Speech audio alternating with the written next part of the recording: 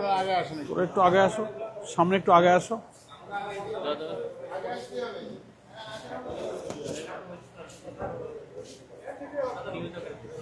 Caption দিছি তো।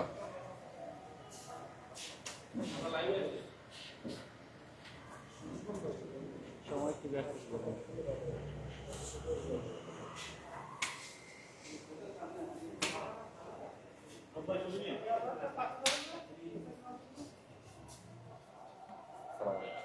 আসসালাম। আজান হচ্ছে, শুরু করে দেবো?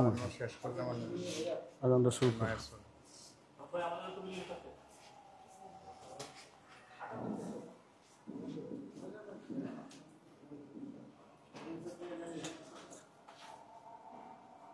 আজানটা শেষ হোক নাকি?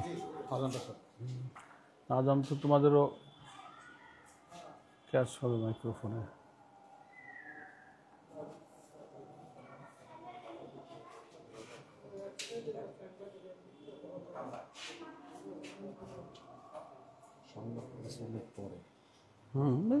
অল্প আসলেও চলে যাবে, অল্প হলো এটা দিয়ে দেবে সবাইকে আর কি মোটামুটি।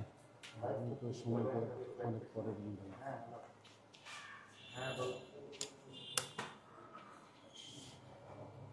কই আমাদের মাহমুদুল হাসান চলে গেছে নাকি? ও মোবাইল মোবাইল মোবাইল আমরা কি শুরু করে দেবো? হ্যাঁ হ্যাঁ হ্যাঁ আজান শেষ হয়েছে।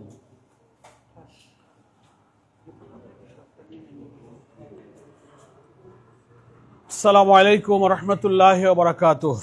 সাংবাদিক বন্ধুগণ, আমাদের প্রিয় দেশবাসী ভাই বোনেরা, আমরা আপনাদের সামনে ইউরোপিয়ান ইউনিয়নের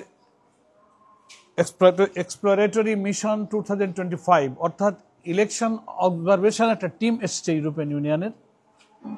তারা কিছুক্ষণ পূর্বে বাংলাদেশ জামাত ইসলামীর সম্মানিত আমিরের সঙ্গে মত বিনিময় করেছেন, শুভেচ্ছা বিনিময় করেছেন এবং প্রায় 1 ঘন্টা ব্যাপী সৌহার্দ্যপূর্ণ পরিবেশে 4 সদস্যের যে ডেলিগেশন এসেছিলেন তাদের সঙ্গে আমির জামাত সহ জামাতের একটি প্রতিনিধি দল মত বিনিময় করেছেন।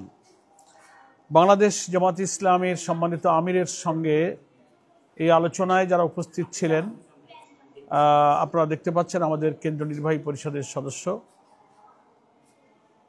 জনাব মোবারক হোসাইন, আমাদের ঢাকা মহানগরী মেডিকেল বিভাগের নেতা ডক্টর খালিদুজ্জামান সহ আমাদের নেতৃবৃন্দ।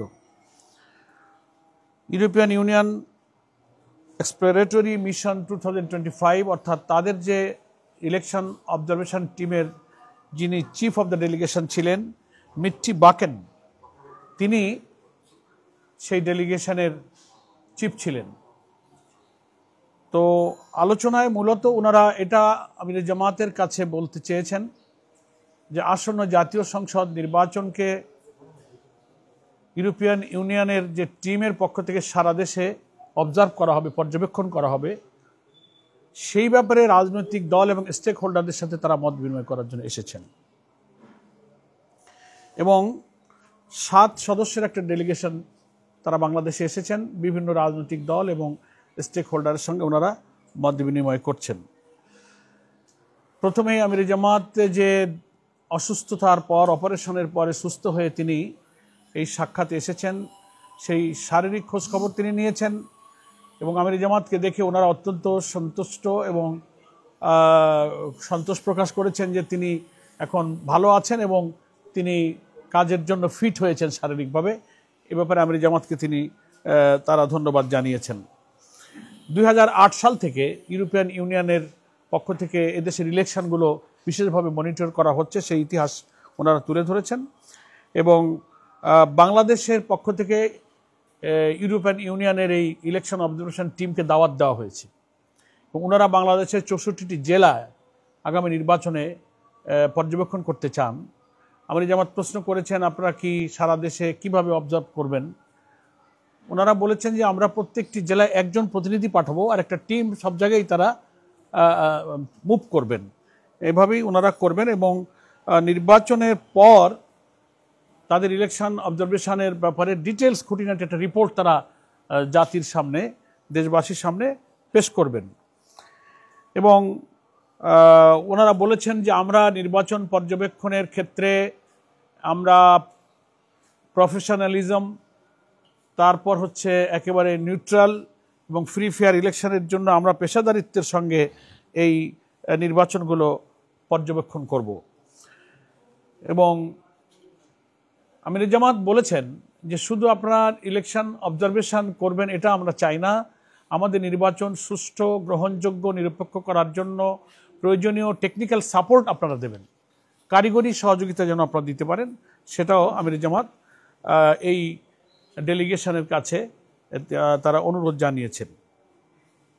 প্রসঙ্গক্রমে বাংলাদেশে গণতন্ত্রের চর্চার প্রসঙ্গ আলোচনা এসেছে। আমির জামাত অত্যন্ত স্বস্তির সাথে বলেছেন যে আমরা এদেশের গণতান্ত্রিক পদ্ধতি, নিয়মতান্ত্রিক পদ্ধতিতে বিশ্বাসী এবং জামাত ইসলামী নির্বাচনমুখী দল। আমাদের দলের মধ্যে গণতন্ত্রের চর্চা আছে, নির্দিষ্ট মেয়াদে আমাদের দলের আমির নির্বাচন হয়, প্রত্যেকটি টায়ারে নির্বাচন হয়। এটা বলতে গিয়ে আমির জামাত বলেছেন যে আমাদের দলের আমিরের মেয়াদ টেনিয়রটা এবারই শেষ হচ্ছে, আগামী অক্টোবর থেকে আমাদের আমির নির্বাচনের ইলেকট্রাল প্রসেসও শুরু হচ্ছে। এটা বুঝিয়ে উনি এটা বলতে চেয়েছেন যে আমরা দেশেও গণতন্ত্র চাই, আমাদের দলের মধ্যে গণতান্ত্রিক চর্চাটা বিদ্যমান আছে।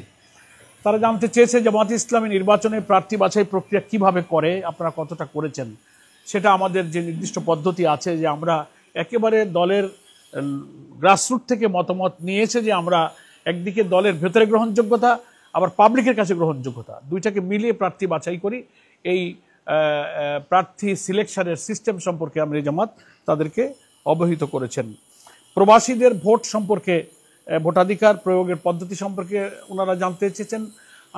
বাংলাদেশ জামাত ইসলামীর সম্মানিত আমির বলেছেন যে বাংলাদেশ জামাত ইসলামী সর্বপ্রথম আমাদের প্রবাসী 1 কোটির বেশি ভোটারের ভোটাধিকারের প্রশ্ন তুলেছে এবং আমরা অ্যাকর্ডিংলি ইলেকশন কমিশনে লিখিত দাবি করেছি এবং শেষ পর্যন্ত নির্বাচন কমিশন এবং সরকার এই প্রস্তাব অ্যাকসেপ্ট করেছেন এবং প্রবাসীরা যেন ভোট দিতে পারে সেই প্রক্রিয়া অলরেডি ইলেকশন কমিশন শুরু করেছেন। ওনারা জানতে চেয়েছেন জামাত ইসলামী ইলেকশনের ব্যাপারে আগামী দিনে রাষ্ট্রের দায়িত্ব হাতে পেলে তাদের মূল এজেন্ডাটা কি হবে।